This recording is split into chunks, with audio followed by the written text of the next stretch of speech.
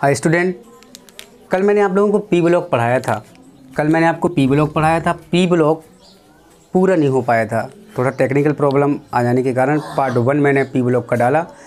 Video तो पूरा बना बट वो टेक्निकल प्रॉब्लम के कारण थोड़ा सा पूरा नहीं जा पाया वीडियो यूट्यूब पर। जो शेष रह गया था उसको पार्ट 2 में देखेंगे। आप यहाँ पर स्पष्ट है लिख देंगे उसमें, और आप लोग समझिएगा 2 वीडियो हैं पी ब्लॉक की, पहला पार्ट 1 और पार्ट 2 आज पढ़ाएंगे। पार्ट 2 को भी देखिएगा, यहाँ बहुत इंपॉर्टेंट चीज़ें हैं। ठीक है, तो यहाँ पर तो लिखना है वही पी ब्लॉक चल रहा था। मैंने आपको शायद नाइट्रोजन परिवार तक उस वीडियो में, पहले वाली वीडियो में पढ़ा दिया है। ऑक्सीजन परिवार पढ़ा है, तो ऑक्सीजन परिवार को देखो। ऑक्सीजन परिवार के अंतर्गत मतलब छठवें समूह के अंतर्गत कौन कौन से एलिमेंट आते हैं, इसके ऊपर बात करनी है आज हमें। ऑक्सीजन परिवार के अंतर्गत ऑक्सीजन, सल्फर, सेलेनियम, टेलेनियम और पोलोनियम, ये तत्व आते हैं ऑक्सीजन परिवार के अंतर्गत। ऑक्सीजन का परमाणु क्रमांक जो हो जाएगा, अब देखो इसका परमाणु क्रमांक अपन को रीड नहीं हो रहा है, तो सबसे पीछे वाले का लिख लो भाई। पीछे वाले का nitrogen, phosphorus, arsenic, antimony, Sb, antimony, bismuth, Bi, ये था। ठीक है ना। नाइट्रोजन का परमाणु क्रमांक 7 था, फास्फोरस का परमाणु क्रमांक 15 था, 33 इसका था, और इसका था कितना, उसका था मान लो मैं कार्बन का, इसका था 51, इसका था कितना 83, इसका था बिस्मथ का 83 था। अब nitrogen, phosphorus, arsenic, antimony, bismuth, ये तो 5वां समूह है। छठवें समूह की इलेक्ट्रॉनिक विन्यास मतलब परमाणु क्रमांक कैसे हो जाए, इसके ऊपर ऑक्सीजन का 8 हो जाएगा ऑटोमेटिकली, इसका 16 हो जाएगा, इसका 34 हो जाएगा, इसका कितना हो जाएगा 52 हो जाएगा थैलियम का, और पोलोनियम का कितना हो जाएगा 84 हो जाएगा पोलोनियम का एटॉमिक नंबर। इसको साफ कर देते क्योंकि मैं तो कल आपको विस्तार पूर्वक बता चुका था इसके बारे में। ऑक्सीजन, यहाँ पर एक ट्रिक यूज करेंगे। ऑक्सीजन परिवार को छठवें समूह के तत्वों के नाम से भी जाना जाता है। पी ब्लॉक का एलिमेंट है, ये सारे के सारे पी ब्लॉक के एलिमेंट हैं। अब देखो ऑक्सीजन की एक ट्रिक यहाँ पर यूज करेंगे, यहाँ लिख दिया मैंने, ट्रिक के माध्यम से इसको याद करेंगे। ओ से टी पो, ऑक्सीजन, ओ से हो गया ऑक्सीजन, सा से हो गया सल्फर, से सेलेनियम, टी से टेलेनियम और पो से पोलोनियम। ओ से टी पो ऑक्सीजन, सल्फर, सेलेनियम, टेलेनियम और पोलोनियम। अर्थात ऑक्सीजन परिवार के अंतर्गत कुल मिलाकर कितने एलिमेंट आते हैं, 5 एलिमेंट आते हैं। ऑक्सीजन, सल्फर, सेलेनियम, टेलेनियम और पोलोनियम। यहाँ पर एक बहुत सोचने वाली बात है, काफ़ी बार कंपटीशन में तो बहुत बार पूछा जाता है ये क्वेश्चन।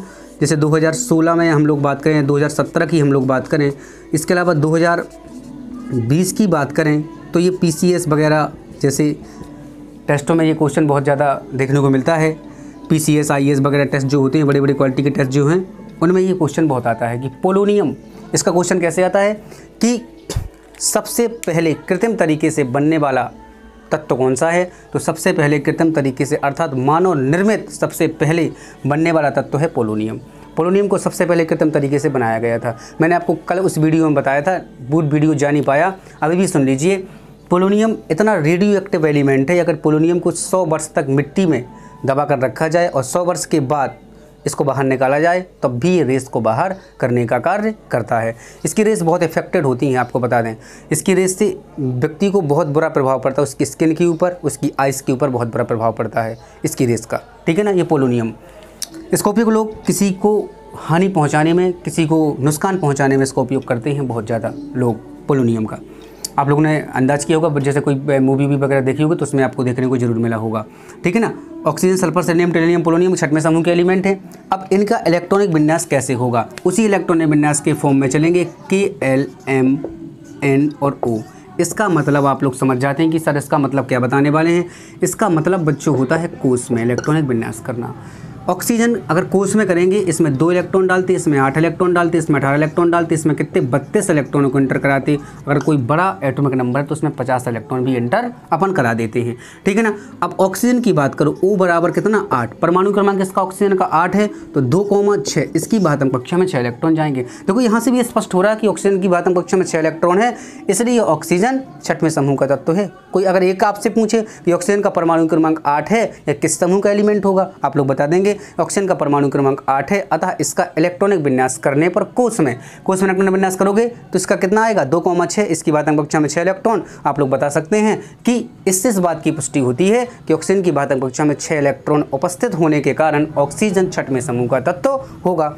और यहाँ पर दूसरे की बात करें, अगर हम 16वें की बात करें, सल्फर की बात करें, सल्फर का परमाणु क्रमांक कितना है 16, 2,8,6। इसकी भातंग कक्षा में 6 इलेक्ट्रॉन। इससे इस बात की पुष्टि होती है कि ऑक्सीजन की सल्फर की भातंग कक्षा में 6 इलेक्ट्रॉन, तो छठ पर सल्फर भी छठवें समूह का तत्व होगा। और देख लो भाई सेलेनियम की हम लोग बात करें, Fe बराबर 34 सेलेनियम 2,8,18 डाल देंगे भाई, 18, कितना डालेंगे 6 डालेंगे, 8 और 2 10, 18 28, 28 6 34 होता है। तो इसकी भी भातंग कक्षा में 6 इलेक्ट्रॉन है। मतलब मेरे कहने का ये कि जितने भी ऑक्सीजन परिवार के अंतर्गत आने वाले तत्व हैं, इन सब की भातंग कक्षा में 6 इलेक्ट्रॉन प्रवेश करेंगे। ये सारी की सारी नॉन मेटल हैं, आपको बता दें, सारी की सारी नॉन मेटल। सिर्फ लास्ट वाला, हर ब्लॉक में लास्ट वाला एलिमेंट, मैंने आपको पीछे नाइट्रोजन परिवार में बताया कि हर लास्ट वाला एलिमेंट कैसा होता है, रेडियो एक्टिव होता है। समझ गए ना बात को, रेडियो एक्टिव प्रॉपर्टीज़ को शो करने का कार्य करता है सबसे लास्ट वाला, ये तो रेडियो एक्टिव प्रॉपर्टीज़ को शो करेगा। बट इसके अलावा सारी की सारी क्या है, नॉन मेटल है। समझ गए ना बात को, नॉन मेटल क्योंकि इनका ऑक्टेट पूरा है ही नहीं है। अपना एन ऑक्टेट पूरा करने के लिए किसी से 2 इलेक्ट्रॉनों की आवश्यकता पड़ेगी, इसलिए ये सब की सब क्या है, नॉन मेटल हैं। ओके, अब ये नॉन मेटल हैं, ऑक्सीजन सल्फर जैसे सेलेनियम, ये सब नॉन मेटल हैं। नॉन मेटल का मतलब ऐसी रासायनिक ऐसी धातुएँ, मतलब ऐसे तत्व, ऐसे भी बोल सकते हैं ऐसे तत्व जिनको अपना बाह्यतम कोश पूर्ण करने के लिए 2 या 2 से या 1 या 1 से अधिक इलेक्ट्रॉनों की आवश्यकता पड़ती है, अधातु कहते हैं। धातु की भी मैंने आपको डेफिनेशन बताई है। वे सभी तत्व जो अपनी बाह्यतम कक्षा से 1 या 1 से अधिक इलेक्ट्रॉनों को त्याग कर धनायन बनाने की प्रक्रिया करते हैं या प्रोसेस करते हैं, उन्हें कहते हैं अपन लोग क्या, धातु कहते हैं। उपधातु की भी सुन लीजिए डेफिनेशन कैसे बनेगी, आपको ऐसी बेसिकली बता दिया। उपधातु वे तत्व जिनमें धातु और अधातु दोनों की गुण पाए जाते हैं, अर्थात दोनों की प्रॉपर्टीज़ को शो करने का कार्य करते हैं, उन्हें उपधातु कहते हैं। जैसे आर्सेनिक और एंटीमनी मैंने कल बताया था, 33 वाला करके बताया था नाइट्रोजन परिवार में, वो है उपधातु वर्ग है। तो इनकी भातंग कक्षा में 6 इलेक्ट्रॉन छठवें समूह के तत्व हैं। बिल्कुल सही बात है यहाँ तक। तो अब दूसरी बात समझो, यहाँ पर दूसरी बात ये बहुत इंपॉर्टेंट है आपको सीखने के लिए। अब इनका इलेक्ट्रॉनिक विन्यास एसपीडीएफ में कैसे कर देंगे। एसपीडीएफ में इलेक्ट्रॉनिक विन्यास एसपीडीएफ, ये एक अलग बात है एसपीडीएफ में इलेक्ट्रॉनिक विन्यास करना, ठीक है ना। एसपीडीएफ मैंने आपको समझाया, ऑक्सीजन परिवार 12th वाले बच्चों को मैंने बहुत अच्छी तरीके से पढ़ाया, सारे के सारे परिवार एकदम बहुत अच्छी तरीके से पढ़ाया। ये 12th वाले बच्चे इस वीडियो को देखकर सारे के सारे ग्रुप्स को रिवाइज कर सकते हैं। ये वीडियो देखेंगे, इस वीडियो को देखने से सारे ग्रुप उनको ऑटोमेटिकली दिमाग में बिल्कुल चलने लगेंगे। एक बार इन ग्रुप को, इस वीडियो को देखकर एक बार रेफरेंस उठाकर इन सारे फैमिलीज़ को देख लेते हैं तो उनको एकदम बिल्कुल क्लियरिटी तरीके से सारे के सारे इलेक्ट्रॉनिक कॉन्फ़िगरेशन आ जाएंगे, जो बहुत डिफिकल्ट होता है। बहुत लोग डरते हैं इससे, डरना बिल्कुल नहीं, इसके साथ काम करना है तो बिल्कुल आसान हो जाएगा, इजी हो जाएगा आपके लिए, ठीक है ना। एसपीडीएफ इलेक्ट्रॉनिक विन्यास देखो, एसपीडीएफ इलेक्ट्रॉनिक विन्यास का कैसे हो जाएगा भाई। एस में एसपीडीएफ एक अलग बात है, उपकोष में इलेक्ट्रॉनिक विन्यास करना। एसपीडीएफ का मतलब क्या होता है, उपकोष, है ना, उपकोष में इलेक्ट्रॉनिक कॉन्फ़िगरेशन करना। देखो एस में हम 2 इलेक्ट्रॉन डाल सकते हैं, पी में अधिकांश हम 6 डाल सकते हैं, डी में हम अधिकांश 10 डाल सकते हैं और एफ में 14 इलेक्ट्रॉन डाल सकते हैं। अर्थात एफ ऑफकोर्स जो है सबसे चौथा वाला, उसमें केवल और केवल 14 इलेक्ट्रॉन की जगह है। 14 इलेक्ट्रॉन से कम तो चल जाएगा बट उससे ज़्यादा नहीं चल पाएगा। दूसरी बात, डी में यही प्रोसेस है, डी में 10 तो चल जाएंगे लेकिन 10 से कम भी चल जाएंगे लेकिन 10 से अधिक नहीं चल पाएंगे, अनफिल हो जाएगी कक्षा। उसी प्रकार से पी में 6 इलेक्ट्रॉन की जगह है, पी ऑफकोर्स जो है उससे कम भी होगा तो भी चलेगा लेकिन अधिक नहीं चल पाएगा। एस ऑफकोर्स में 2 इलेक्ट्रॉन की जगह है, 2 तो चल जाएंगे, उससे कम चल जाएंगे बट 2 से अधिक नहीं चल पाएंगे। एसपीडीएफ ये है। अच्छा एक आध का करके दिखा दें एसपीडीएफ में इलेक्ट्रॉनिक कॉन्फ़िगरेशन। ऑक्सीजन को देखो भाई, 8 ऑक्सीजन का देखो एसपीडीएफ में इलेक्ट्रॉनिक कॉन्फ़िगरेशन कैसे हो जाएगा। 1s2 2s2 है ना, 2s2 और 2p कितना होगा भाई, 2p कितना हो जाएगा 2p4। बिल्कुल सही बात, नाइट्रोजन में 2p3 था क्योंकि, तो इसमें 2p4 हो जाएगा। बिल्कुल सही बात है, 2p4 गिन लो, 2 2 4 और 4 और 4 कितना 8 हो गया, ठीक है ना। ऐसे ऑक्सीजन में कैसे टिक लगाएंगे, ये वाला NH2NP4 ये वाला लगेगा ऑक्सीजन परिवार में। नाइट्रोजन परिवार में क्या लगा था, NH2NP3 लगा था, यहाँ पर 4 हो गया क्योंकि एक सेल बढ़ी तो एक यहाँ पर भी बढ़ेगा, पी ऑफकोर्स भी बढ़ेगा एक, ठीक है ना। ऐसे इसका हो गया। सल्फर को देखो भाई, सल्फर का परमाणु क्रमांक कितना है 16 सल्फर का परमाणु क्रमांक, इसका एसपीडीएफ में कर लो 1s2, 2s2, 2p कितना 2p6 क्योंकि 2p6 जाएगा यहाँ पर, 3s2 और 3p कितना 4 आएगा। बिल्कुल सही बात, 4 आएगा। 2 2 4 6 4 10 10 2 12 12 और 4 16। देखो 3p4 आ गया, 2p4 आ गया। अब देखो यहाँ पर अगर सुन लो शॉर्ट में, बिल्कुल ऐसे करना घर में, यहाँ पर ऑक्सीजन में 2p4 आया, सल्फर में 3p4 आएगा, यहाँ पर क्या आएगा 4p4 आएगा, यहाँ पर क्या आएगा 5p4 आएगा, यहाँ पर क्या आएगा 6p4 आएगा। लास्ट में 6p4 जरूर आना है, पीछे से हम काउंट करते जाएंगे, लास्ट में 6p4 होगा, बिल्कुल सही इलेक्ट्रॉनिक कॉन्फ़िगरेशन माना जाएगा। ओके, ये बहुत टफ चीज़ आपको बहुत आसान तरीके से मैंने बताने का प्रयास किया, बड़े आराम से आप इसको देखकर सॉल्यूशन ले सकते हैं इस चीज़ का। ये ऑक्सीजन परवार हो गया, ठीक है ना। अब देखो इसके आगे थोड़ा सा, इसके आगे कौन सा है भाई, इसके आगे कौन है, हेलोजन परवार। हेलोजन परवार को देख लो भाई, हेलोजन परवार 7वां समूह, जैसे 17 ग्रुप एलिमेंट कहते हैं अपन लोग। 7वां समूह के अंतर्गत कौन कौन से एलिमेंट आते हैं, फ्लोरीन, क्लोरीन, ब्रोमीन, आयोडीन और एस्टेटीन। ये फ्लोरीन, क्लोरीन, ब्रोमीन, आयोडीन और एस्टेटीन। एटॉम नंबर देखो भाई, उसका कितना था ऑक्सीजन का, कितना था ऑक्सीजन का 8 था तो 9 हो गया, कितना था उसका 16 था, सल्फर का 17 हो गया, कितना था 34 था 35 हो गया, कितना था उसका भाई 53 था 52 था ना, तो कितना हो गया भाई 53 हो गया इसका, आयोडीन का 53। और एस्टेटीन का कितना हो गया भाई, इसका 84 था पोलोनियम को, तो इसका कितना हो जाएगा 85 हो जाएगा एस्टेटीन का। ये सुन लो बड़ा, एस्टेटीन के बारे में भी काफ़ी लोगों को कन्फ्यूज होगा। एस्टेटीन मैं बता दूं बहुत ही सॉलिड मेटल है, एस्टेटीन सबसे सॉलिड मेटल है, इसका बहुत लगभग कम उपयोग किया जाता है, बहुत बड़ी बड़ी चीज़ों को बनाने में इस मेटल का उपयोग किया जाता है जो बहुत हार्डनेस हुआ करती हैं, ठीक है ना। तो एस्टेटीन बहुत सॉलिड है। फ्लोरीन, क्लोरीन, ब्रोमीन, आयोडीन, इनको एक ट्रिक के माध्यम से कैसे हम दिमाग में चलता रहे, हम कहीं भी कुछ भी करते हों, बट अगर हमें एक ट्रिक याद आ जाए तो सारे एलिमेंट हमारे दिमाग में चल जाएं, सारे के सारे, उनका एटॉमिक नंबर अपने दिमाग में चल जाए, इलेक्ट्रॉनिक कॉन्फ़िगरेशन उनका दिमाग में चल जाए। इस तरीके से देखो, फ्लोरीन, क्लोरीन, ब्रोमीन, आयोडीन और एस्टेटीन, एक ट्रिक है यहाँ पर, फिर कल बाहर आई आरती, फिर कल बाहर आई आरती।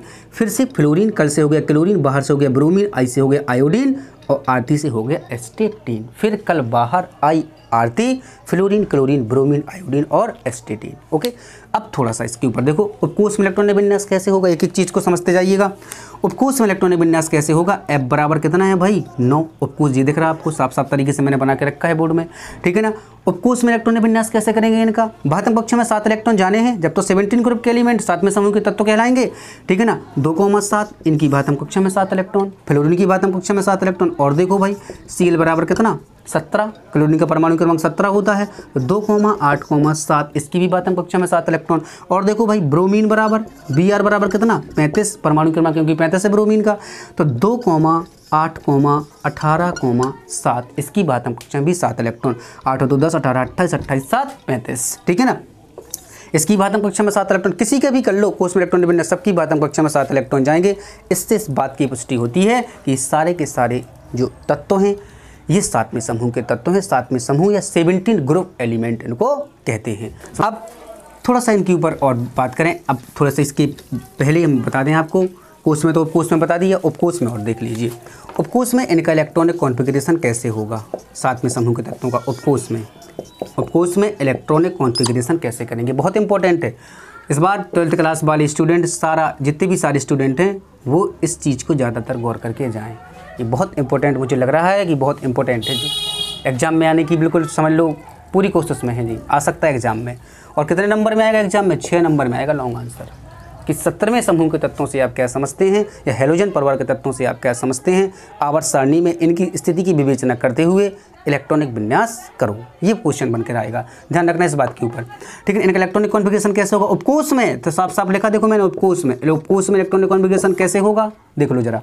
फ्लोरीन का एटॉमिक नंबर कितना है फ्लोरीन का भाई 9 एटॉमिक नंबर फ्लोरीन का, तो देखना कितना। अब देखो यहाँ पर मैंने आपको बताया था कि कैसे NS2 और NP4 था। अब देखो एक ग्रुप बढ़ा तो कुछ नहीं करना, NS2 NP कितना करना है यहाँ पर NP5 हो जाएगा, ये रूल लगाना है अपन को, इस नियम के अकॉर्डिंग चल जाए कोई दिक्कत नहीं है। देखो भाई 1s2, 2s2 और 2p कितना भाई 2p5, क्योंकि 6 की जगह है p में, लेकिन 5 कम मैंने कहा था चल जाएगा, तो 2 2 4 और 4 और 5 कितना हो गया 9, ये हो गया, देखो इसका 9 हो गया, पूरे इलेक्ट्रॉन कॉन्फ़िगरेशन हो गए। ऑफकोर्स में क्लोरीन को देख लो भाई, Cl 17 है क्लोरीन का, 1s2 2s2 और 2p कितना 6 से 3s2 और 3p कितना 5, ये देखो 3p5 हो गया, टोटल कर लो 2 2 4 6 4 10 10 2 12 12 5 17, इसकी भी बात हम कक्षा में 2p5 आया।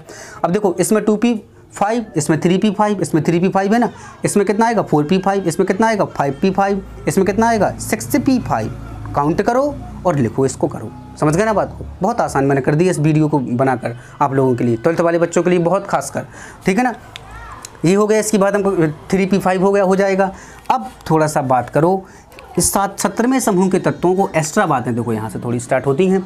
17वें समूह के तत्वों को और किस नाम से जानते हैं? तो 17वें समूह के तत्वों को हैलोजन के नाम से भी जानते हैं। इन्हें हैलोजन भी कहते हैं, हैलोजन फैमिली इन्हें कहते हैं। समझ गए ना, मतलब हैलोजन परिवार के तत्व भी इन्हें कहते हैं। दूसरी बात, 17वें समूह के तत्वों में या 7वें समूह के तत्वों को एक संयोजी भी कहा जाता है। एक संयोजी, देखो जो लिखा हमने, एक संयोजी, एक संयोजी भी कहा जाता है। बिल्कुल सही बात है, एक संयोजी भी कहा जाता है। इसका कारण क्या है? एक संयोजी इन्हें क्यों कहा जाता है? इन्हें एक संयोजी इसलिए कहा जाता है क्योंकि इन्हें अपना बाह्यतम कोष पूर्ण करने के लिए 1 इलेक्ट्रॉन की आवश्यकता होती है। क्योंकि इनकी बाह्यतम कक्षा में 7 इलेक्ट्रॉन है, अगर इनको 1 इलेक्ट्रॉन मिलेगा तो इनकी बाह्यतम कक्षा में भी 8 इलेक्ट्रॉन हो जाएंगे, इसलिए इन्हें एक संयोजी भी कहा जाता है। तीसरी बात देखो, तीसरी बात यहाँ समझने वाली बात, तीसरी बात, हैलोजन परिवार के तत्वों को X के द्वारा व्यक्त करते हैं। X के द्वारा, देखो X के द्वारा इनको व्यक्त करते हैं। हैलोजन परिवार के तत्वों को X के द्वारा व्यक्त करते हैं। ये बिल्कुल लिखवाइए, हर बातें आप लोग समझ सकते हैं इस बात को। चौथी बात इसमें क्या है, बहुत इंपॉर्टेंट, चौथा कमेंट इसमें क्या हो सकता? चौथा कमेंट ये हो सकता है कि जितने भी हैलोजन परिवार के तत्व हैं ये सब लवण से मिलकर बने होते हैं, साल्ट युक्त एलिमेंट हैं। चौथी बात हो गई, अर्थात लवण से मिलकर बनने वाले तत्वों को हम हैलोजन परिवार के तत्व कहते हैं। मैंने आपको लिखवाया वहाँ पर, ठीक है ना। चौथी बात ये हो गई। पांचवी बात इसमें क्या हो सकती? पांचवी बात जो इंपॉर्टेंट है बहुत, वो क्या हो सकती है? पांचवी बात इंपॉर्टेंट ये हो सकती है कि हैलोजन परिवार के तत्वों में फ्लोरीन एक ऐसा तत्व है जिसकी विद्युत सबसे अधिक होती है। अर्थात सबसे अधिक इलेक्ट्रोनेगेटिविटी किसके पास है? फ्लोरीन के पास है इलेक्ट्रोनेगेटिविटी। समझ गए ना बात को? दूसरी, छठवीं बात यहाँ पर क्या हो सकती है? बहुत सोचने वाली बात, छठवीं बात यहाँ हो सकती है कि हैलोजन परिवार के तत्वों में क्लोरीन एक ऐसा तत्व है जिसकी इलेक्ट्रॉन बंधुता पूरी पेरियोडिक टेबल में सबसे अधिक होती है। क्लोरीन की इलेक्ट्रॉन बंधुता सबसे अधिक होती है, इसका मतलब मैंने आपको क्लास में समझाया, यहाँ भी समझा देता हूँ। इलेक्ट्रॉन बंधुता सबसे अधिक होने का मतलब ये है कि क्लोरीन किसी के साथ भी बड़ी आसानी के साथ साझा कर लेता है और उसकी बाह्यतम कक्षा से 1 इलेक्ट्रॉन को ग्रहण करके अपना बाह्यतम कोष पूर्ण कर लेता है। समझ गए ना बात को? यही कारण है कि क्लोरीन की इलेक्ट्रॉन बंधुता सबसे अधिक होती है। समझ गए ना बात को? ये 6 बातें हो गई। सातवीं बात को देखो, सातवीं बात यहाँ पर ये हो जाएगी कि हैलोजन परिवार के तत्वों में एस्टेटीन एक ऐसा तत्व है जो सबसे हार्डनेस होता है, सबसे कठोर होता है, सॉलिड मेटल है। समझ गए ना बात को? 8वां कमेंट इसमें क्या हो जाएगा? एक्स्ट्रा बातों में 8वां कमेंट क्या होगा? 8वां कमेंट ये हो जाएगा कि हैलोजन परिवार के तत्वों में ब्रोमीन एक ऐसा तत्व है जो किस अधातु होने के बावजूद भी किसकी प्रॉपर्टीज़ को व्यक्त करता है? धातु की प्रॉपर्टीज़ को व्यक्त करता है। समझ गए ना बात को? किसी प्रॉपर्टीज़ को व्यक्त करता है, धातु की प्रॉपर्टीज़ को कभी कभी ब्रोमीन व्यक्त करने लगता है, वैसे है क्या? अधातु। समझ गए ना बात को? ऐसी इंपॉर्टेंट 8 बातें लगभग आपको दिमाग में बिल्कुल याद होनी चाहिए, दिमाग में बिल्कुल चलनी चाहिए। ये 8 बातें एक्स्ट्रा में, ये विकल्प में क्वेश्चन आता है तो विकल्प के लिए मैंने आपको ये कन्फर्म करा दिया। विकल्प के अलावा भी कहीं पर आपको इस तरीके से घुमा फिरा कर क्वेश्चन पूछने का मतलब भी इन सारी बातों में कंप्लीट हो जाता है आपका। समझ गए ना बात को? मैंने यहाँ पर कोर्स में इलेक्ट्रॉनिक विन्यास बताया, उपकोर्स में भी बताया, इस पर विशेष गौर करें। ओके, अब देखें हैलोजन परिवार के बाद लास्ट में देखो आप लोग कौन सा बहुत फेमस है जो, ठीक है ना, दोनों इंपॉर्टेंट हैं इस बार बोर्ड पे एग्जाम के लिए, 17वां समूह ना 18वां समूह। अब देखो जरा 18वां समूह आ रहा भाई।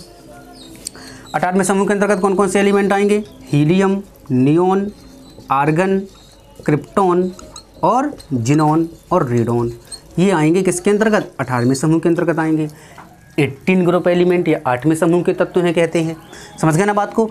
अच्छा, परमाणु क्रमांक इसका कैसा होगा? 2 इसका होगा, 10 इसका होगा, 18 इसका होगा। पीछे से आप लोग याद करें 36, क्योंकि 35 था ब्रोमीन का तो 36 हो जाएगा भाई। कितना था उसका? 53 था तो कितना हो जाएगा इसका? 54 हो जाएगा। इसका कितना हो जाएगा 85 था तो 86 इसका रेडॉन का हो जाएगा। इलेक्ट्रॉनिक विन्यास परमाणु क्रमांक लिख दिए। अब कोष में इलेक्ट्रॉनिक विन्यास करो, ये पूर्ण संयोजी एलिमेंट हैं, सबकी बात हम कक्षा में 8 इलेक्ट्रॉन जाएंगे।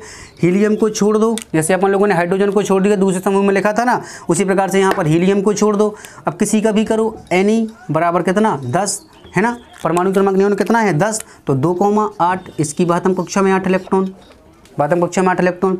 अब जिस तत्व की बात हम कक्षा में भाई 8 इलेक्ट्रॉन हो तो वो तो पूर्ण संयोजी कहलाएगा, स्वाभाविक सी बात है, क्योंकि हर एलिमेंट यही तो सोचता है कि मेरी बात कक्षा में काश 8 इलेक्ट्रॉन होते तो मैं भी पूर्ण संयोजी कहलाता। लेकिन ये सौभाग्य सबको प्राप्त नहीं है, सौभाग्य किसको प्राप्त है, सिर्फ 18वें समूह के तत्वों को प्राप्त है। हीलियम को छोड़कर जितने भी एलिमेंट हैं इन सब की बात कक्षा में 8 इलेक्ट्रॉन जाते हैं। आप देख सकते हैं जैसे आर्गन की हम लोग बात करें, Ar बराबर कितना 18 और परमाणु क्रमांक आर्गन का 18 है, 2,8,8 इसकी भी बात कक्षा में बच्चों कितने इलेक्ट्रॉन 8 इलेक्ट्रॉन।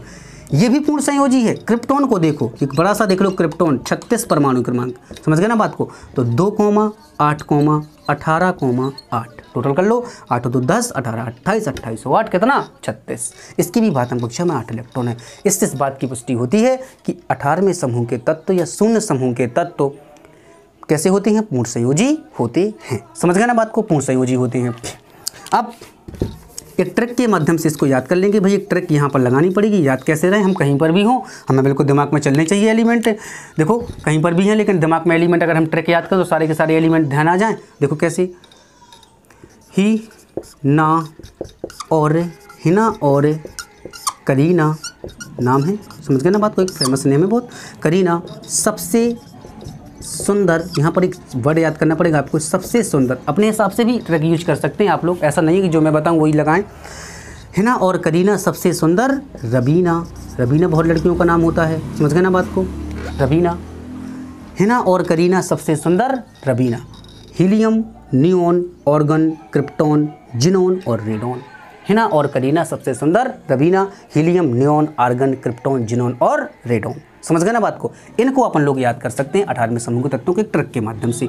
अब देखो ये हो गया, अब इनको यहीं पर देख लेते हैं, इनका उपकोष में इलेक्ट्रॉनिक विन्यास कैसे होगा। उपकोष में इलेक्ट्रॉनिक विन्यास कैसे होगा, अब यहाँ तक तो अपन लोगों ने पढ़ चुके थे, यहाँ पर 5 किया था ना। अब एक क्लास आगे गए, इसके बाद एक क्लास आगे गए तो कुछ नहीं कर दो, अपन ऐसे कर दो, NS2 NP कितना भैया 6 से कर दो, NP6 से, इसमें NP6 हो जाएगा। देखो हर में NP6 जाएगा लास्ट में, देखो कैसे। हीलियम को छोड़ दो, नियोन को देखो 10, Ne कितना है, नियोन का 10 है ना, Ne 10, ऐसे कर लिया। 1s2, 2s2, 2p कितना 6 से गिन लो, 2 2 4 6 4 10, ये भी पूरा 6 NP6 मतलब पी उपकोष में कितने इलेक्ट्रॉन जाएंगे 6, तो 6 जा रहे हैं। और देख लो भाई ऑर्गन को देख लो, आर्गन Ar 18, इसको देखो 1s2, 2s2, 2p कितना 6 से, 3s2 और 3p कितना आएगा 6 आएगा। टोटल कर लो, 2 2 4 6 4 10, 10 2 12, 12 6 18, क्योंकि इसका एटॉमिक नंबर कितना है 18 है। अर्थात पी उपकोष में 6 इलेक्ट्रॉन जाएंगे। समझ गए ना बात को, पी उपकोष में कितने इलेक्ट्रॉन जाएंगे 6 इलेक्ट्रॉन जाएंगे। देखो बोरोन में 1 गया था पी उपकोष में, कार्बन में 2 गए थे, नाइट्रोजन में 3 गए थे, इसमें 4 गए, इसमें 5 गए और लास्ट में कितने गए 6 गए। समझ गए ना बात को। तो इस प्रकार से धीरे धीरे धीरे धीरे करके पूरा पी उपकोष भी फिल हो जाता है ना। तो ये इसका हो गया। और एक बड़ा सा देख लो भाई, काफ़ी लोगों की जिद होती है कि सर बड़ा बता दीजिएगा।